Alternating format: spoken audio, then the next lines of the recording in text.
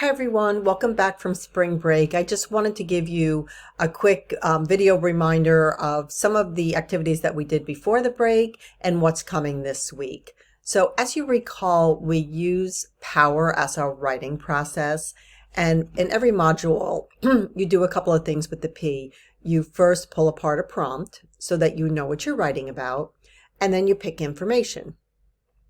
After you do those two things, you start organizing your thoughts into an outline, and then you write, we edit, we revise, and then you write again for a final draft. So the writing process is consistent in every single module, and the evaluation essay is no exception. So before the break, this is what we did.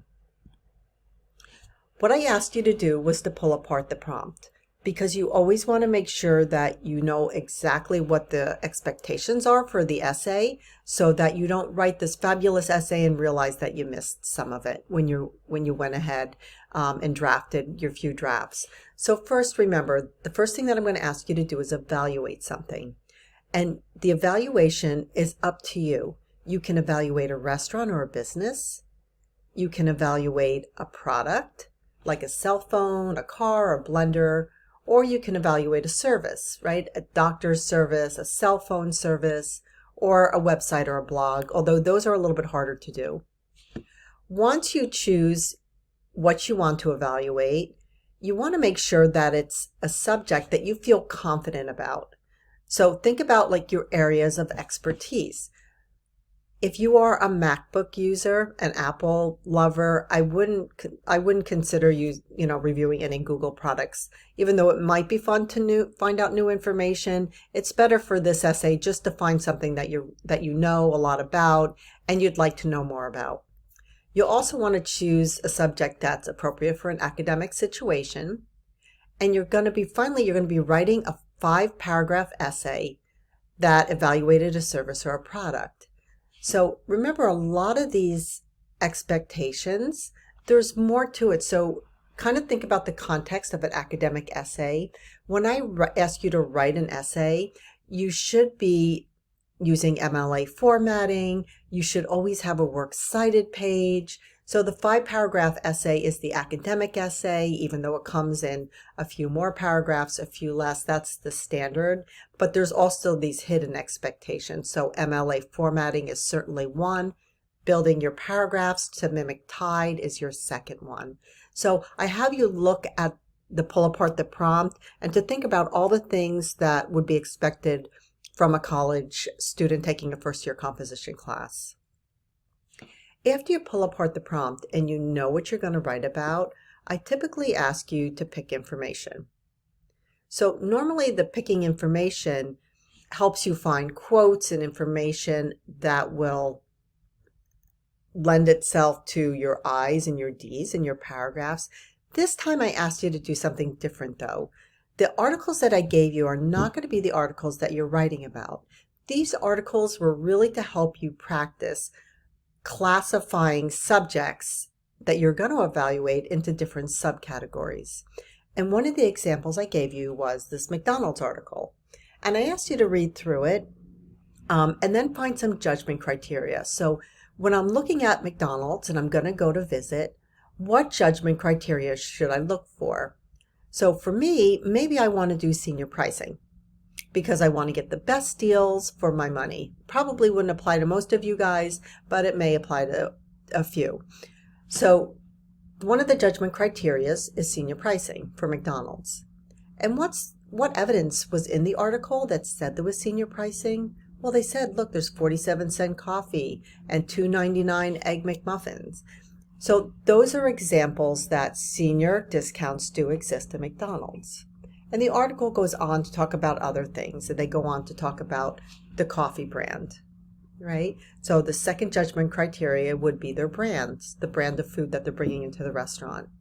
And then which brand are they talking about? They're talking about the McDonald's coffee brand, and they're giving evidence about why it's good, so that it's a strong coffee, it's a dark coffee, it's a rich coffee, and it's not too hot. So this one was really for you just to practice looking at something that you're going to evaluate and finding criteria within the article. so that you can do this independently on your own. So this week, let me show you what there is. This week, you're going to do a few things, and I would always recommend like reading the overview. So we're going to go into the next step in the writing process, which is the O. So we did the 2 P's in Power. Now we're doing the O, which is the outline. But there's a few other activities, and these activities are going to help you build a finer essay. So there's a discussion board where you're going to examine some online reviews. There's a quiz on topic sentences, because I really want you to make sure that you do those well. They're worth so many points within the essay. And then there's an MLA citation exercise, because this is an academic paragraph, a writing assignment, so you're going to have to do MLA citations. But let's get to the outline. So remember, the outline, you need to submit that before you submit your final draft. Most of what I grade on your final draft is format and structure of an essay, and this is where I catch it, and this is where I can give you the most feedback, to tell you that your outline needs to be revised a little bit, or it needs another point, or your topic sentence needs to reflect one of the subpoints from your thesis statement. So this is where you're getting most of your feedback. So let's look at this outline so that you can see what's expected. So again, it's in the modules, and you have your first paragraph is not a tied paragraph. It looks always a little bit different. It's an introductory paragraph, and you always start off with an attention getter. So give like a fact or a statistic or a funny story or something that's going to want to make your reader want to read your paper on what you're going to evaluate. Okay. Then you're going to slowly introduce the topic and attach it to the attention getter. Then a lot of this stuff, most of the bulk of your introductory paragraph is background information. So provide brief information on the company that you're going to review, or the product, or the brand. And this is where you're going to do your own research and you're going to annotate. I'm not going to collect it this time because you know how to do it. So you're going to be reading critically different research articles from magazines, from newspapers, to find out information about your company. So when was the company started? Who runs it? What's their mission statement? What's their values? And then you're going to talk about that. Then you're going to provide your thesis statement. So you could say your product could be Chick-fil-A restaurant.